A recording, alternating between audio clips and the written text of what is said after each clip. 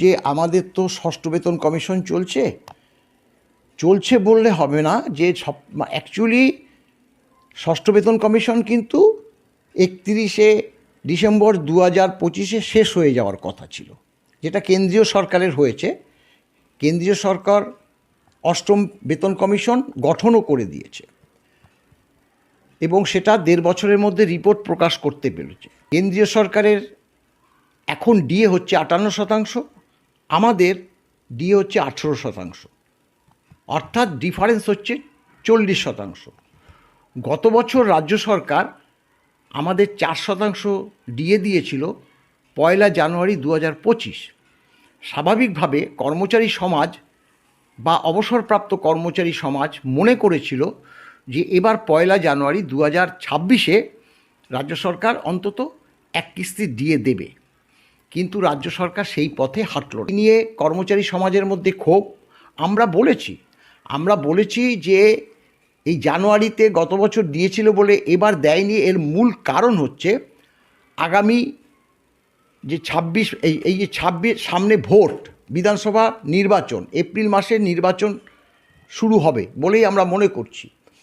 সেক্ষেত্রে রাজ্য সরকার এবার যে বাজেট, ফেব্রুয়ারি মাসের কোনো একটা দিন বাজেট হবে, 1 ফেব্রুয়ারি সেন্ট্রাল গভর্নমেন্টের বাজেট হয়ে যাওয়ার পর দিন 7 মধ্যেই সাধারণত হয়। সেখানে আমরা মনে করছি রাজ্য সরকার এক কিস্তি ডিএ ঘোষণা করবে এবং বেতন কমিশনটাও ঘোষণা করে দিতে পারে।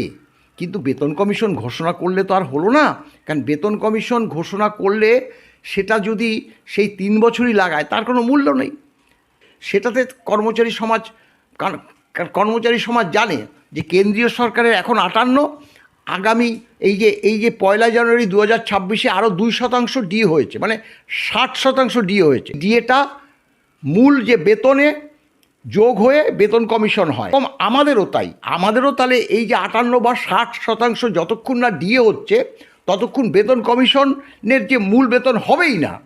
তাহলে যদি ফেব্রুয়ারি মাসে বাজেট পরবর্তী যদি বেতন কমিশন গঠনও করে দেয় তার কোনো মূল্য নেই, কারণ তাহলে তাকে সেই যে 58 বা 60% যেটা সেন্ট্রাল গভর্নমেন্টের শেষ হবে সেই শতাংশ দিয়ে তারপরে বেতন কমিশন গঠন করতে হবে।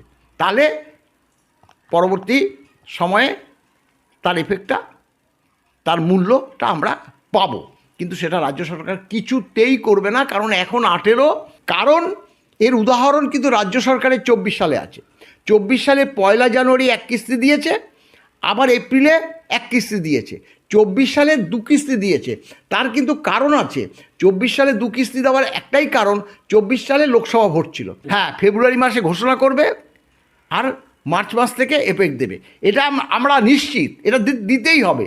আর যদি না দেয় তার মূল্য তো চোকাতে হবেই। রাজ্য সরকারি কর্মচারীরা যে ভোটের কাজে যায় তখন তারা বুঝে নেবে। আর WBCSদের ভোলানো না, অ্যাকচুয়ালি তাদের তো সুবিধা দিচ্ছে, কারণ তারা তো মানে ভোটের কাজে এমনভাবে সংযুক্ত করে, সরকার তথা মুখ্যমন্ত্রী যেভাবে তাদের পরিচালিত করে সেভাবে তারা কাজ করে। তাতে মানে ভোট যদি কারচুপি করে সরকারকে জিতাবার পজিশন থাকে সেটাও তারা করে দেয়। ভোটে কারচুপিটা করে WBCS অফিসার, অধিকাংশ রাজ্য সরকারকে সাহায্য করে WBCS অফিসার। তার জন্য তার বিনিময়ে তারা 2 ইনক্রিমেন্ট অ্যাডভান্স পায়। তারা 15 মাসের জায়গায় 15 বছরের জায়গায় 14 বছর প্রমোশনের ক্ষেত্রে করে দেয়। এই সবগুলোর সুযোগ সুবিধা WBCSদের মারাত্মকভাবে রাজ্য সরকার ক্ষমতায় আসার পর থেকে করে যাচ্ছে, আমরা দেখেও যাচ্ছি।